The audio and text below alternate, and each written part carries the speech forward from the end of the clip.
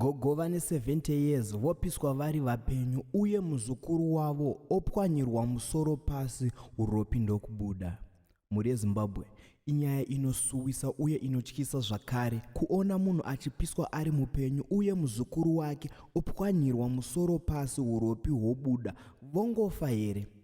Vanhu munyika umu havasisina matyira, vava kungoti chero zvazvaita kuuraya munhu kunge uri kuuraya huku. Muri Zimbabwe, kusangana kwatinoita zvakare pachannel ino, channel yeZimWitness TV, patinokupai maupdates akasiyana siyana.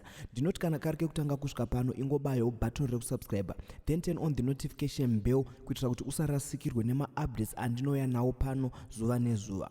Uye musakanganwa kufollowa our Facebook page redu rinonzi ZimWitness TV. So nyaya yandauya nayo muzuva ranhasi inyaya yakaitika kuChipinge mumusha waSabhuku Manyanya kwaMambo Mutema, apo mumwe murume akauraya mbuya vechikuru vane 70 years achiita zvekuvapisa pamwe chete nekurovera muzukuru wavo ane 4 years achimurovera pasi. Zvinonzi izvo mbuya Sophia Sitole vane 70 years nemuzukuru wavo Rachel Daera ane 4 years vakasangana nerufu runorwadza kwazvo zvichikonzerwa nemurume ane makore 38 ekuberekwa anonzi iye Trust Chivhunze.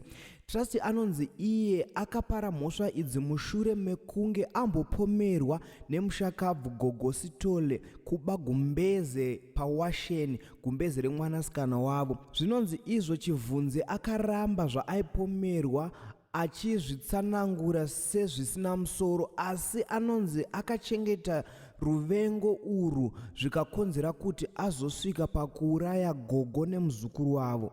Chivhunze anonzi akasvika paiva naGogo Sitole vasingafungire ndokuvakandira pamurwi wehuswa hwaakanga apisa. Mbuya Sitole vakatsva zvekuti vakasara vave kutadza kuonekwa kuti ndiani chaizvo chaizvo.